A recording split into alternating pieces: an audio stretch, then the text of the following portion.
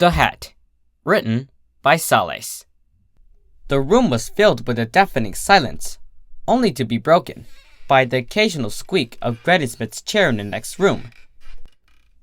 The Apple family was just preparing to serve dinner, and had already set out place settings for them to eat.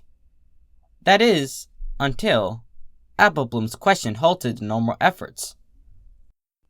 Applejack and Big Macintosh stood silently around the dining room table, both with a solemn expression on their faces. Applebloom crouched low into her seat, not quite sure what to say, and secretly wondered to herself whether she'd done something wrong. At length, Big Mac blinked and inhaled in preparation to speak. "No," Applejack whispered, holding up and silencing her brother. "She's old enough. I think it's time we tell her the truth." The hoof was removed, and Big Mac nodded. "Yup." He moved aside and let Applejack pull up a seat next to Applebloom.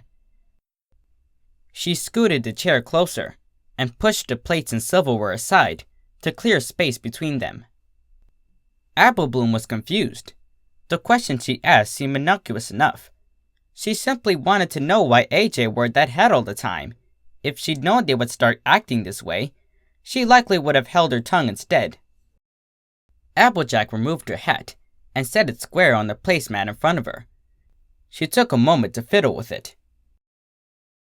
There was a loud enough cough in the corner where Big Macintosh had taken up audience, and, deciding to stop stalling, Applejack left the Stetson in the front crest, facing Applebloom. "Now." She looked at Applebloom in the eyes. "What I'm about to say is not to leave this room. You hear?" Applejack had that rare expression about her, the one normally reserved for very serious situations. "I don't want you telling any pony, not the Crusaders, not even your little friend, She paused and flickered a hoof as the name escaped her. She concluded, "Tiara." Applebloom nodded, decided best not to correct her sister now, and began the ritualistic motions. She cupped her hoof into her chest and recited, "Cross my heart, hope to fly, stick a cup." Applebloom was cut short, with her hoof inches away from covering her eye, when Applejack grabbed her arm. Applejack shook her head. No pinky promises this time." The hoof was released and allowed to return to Applebloom's side. She nodded meekly. "Okay." "All right." Applejack seemed no more at ease now than she was moments before. In fact, she seemed to only grow more nervous, something that made Applebloom feel equally as anxious. She straightened her back and laid a hoof on the hat, giving it a light tap as she spoke. "Now, the reason why I wear this hat. You heard the story that it did have some sentimental value, that it reminds me of Pa. That's what we usually go by, but I tell you, it's hardly the full story. In truth," Applebloom shifted into her seat, pulling it closer, and rested her elbows on the table as her sister spoke. "Pa ain't ever liked hats, no." She shook her head. "He said they would just get in the way when he worked. And Ma, well, she never wore a hat, other than her Sunday bonnet, when we attended Mass. This is just a hat I won at the fair, nothing more." Applebloom frowned and looked down at the hat resting under her sister's hoof. Strange that she would hold something so normal that's so closely to her heart. Applejack continued, "Nah, it's what's inside the hat that matters." Applejack moved her hoof from the hat, and Applebloom looked up to find her sister looking into her eyes. "I want you to take the hat and look inside." Applebloom glanced back to the Stetson, sitting on the table before her, completely unattended. Her sister was looking at her expectantly, so she cautiously reached over and pulled the hat, to her side of the table. She glanced at her sister's face for confirmation, and then, carefully, flipped the hat over. The underside was slightly paler, likely due to being protected from the sun. There were 1 or 2 hairs stuck to the rim from her sister, and it smelled distinctly of a golden delicious. As Applebloom looked inside, Applejack spoke once more. "Now, y'all see a letter tucked away in there?"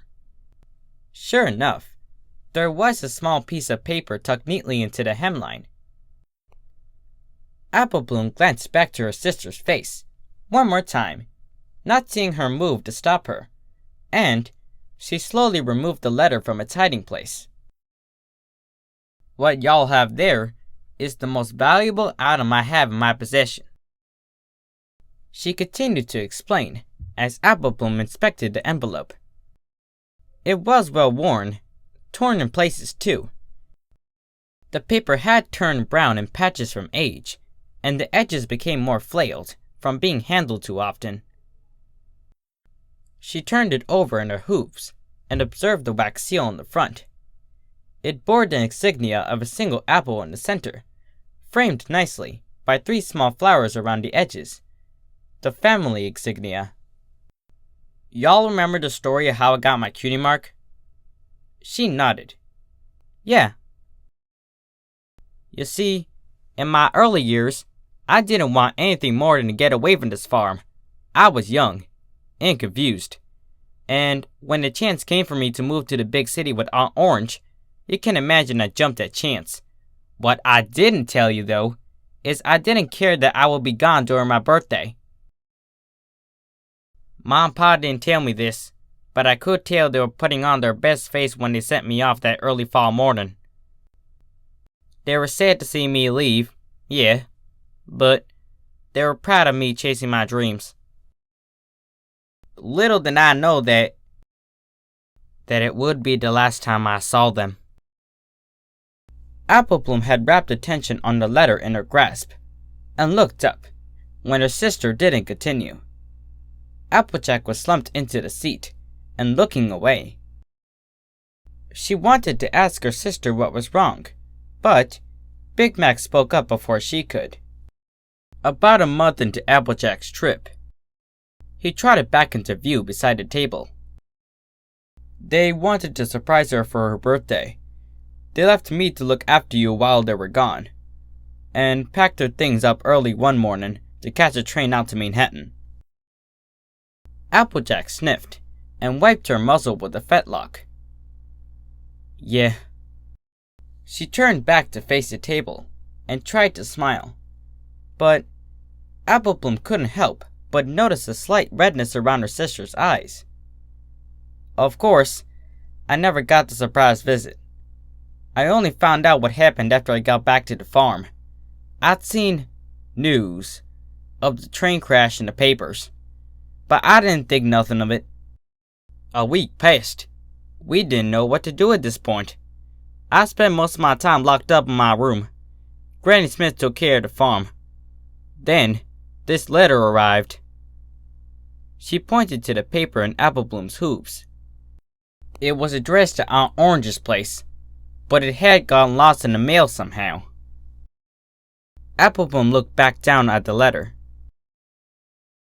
"Anywhere I go, I always keep that letter nearby because, in a way, that's all I got left of them.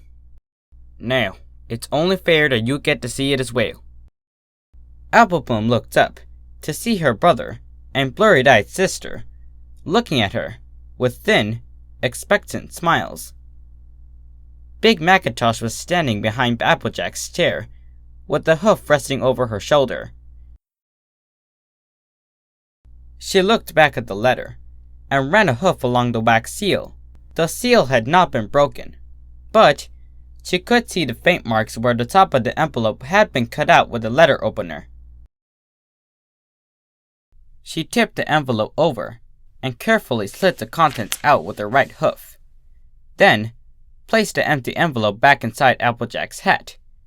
Then, letting the paper unfurl in her grip, Applebloom began to read. Dearest Applejack, your father and I miss you dearly, and it pains us to know that you couldn't be here with us on your special day. You have grown into the most wonderful young mare, truly you have. I cannot describe how proud we are of you. We wish you the best for your birthday, and, as a special surprise, rearranged to come celebrate with you in Manhattan. Now, don't you worry about little Applebloom. We are not as silly to travel with a foal on board. She will be staying here with Macintosh to take care of her, which means it will just be the three of us together for the weekend. I hope you will show us everything you come to know there in Manhattan. Your father's very excited to see the Big Apple.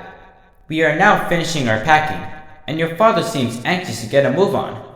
So I will make the rest of this short. We will meet you in the train station later today, and if this letter does not get in time, we will come to meet you in Aunt Orange's apartment. We will see you soon. With love, Mom and Dad. The end. Hello, everypony. Snogwritts here. Congratulations on making it to the end of this video. As always, I definitely enjoy being this fic to all of you. Alrighty then, let's start reviewing this fic. Okay, so here's this. Now the tone goes from the beginning to the end, which makes for a better story, as the reader can empathize with Applejack's losses. The backstory behind the parents is what really brought this fic to life with tone, so cheers to the author for that. Although, I do have a few issues with this fic, and one of the biggest is, well, it would be better if Applebloom had a bit more dialogue. She doesn't seem to be acting who her character is, and that is, being a young filly and all, she always seems to ask questions. A lot of questions. I believe that it would carry the story further if Applebloom did contribute more to the conversation. And notably enough, this is a great opportunity to make a plot twist. The vocabulary was a bit lacking here, so I do suggest the author to use a bit more bigger words, like devastated for example. Overall, this fic was great, but I believe it's not working to its fullest potential, and it could be better if the author did a few adjustments. Alright, let's wrap this video up. So, as always, thank you for listening, fellow viewer, and if you liked the video, please give this video a thumbs up, and if you haven't already, subscribe to the channel. I upload weekly fanfic reads every Saturday on a variety of genres. Alright, that's it for me. This is Snogwritts, signing out.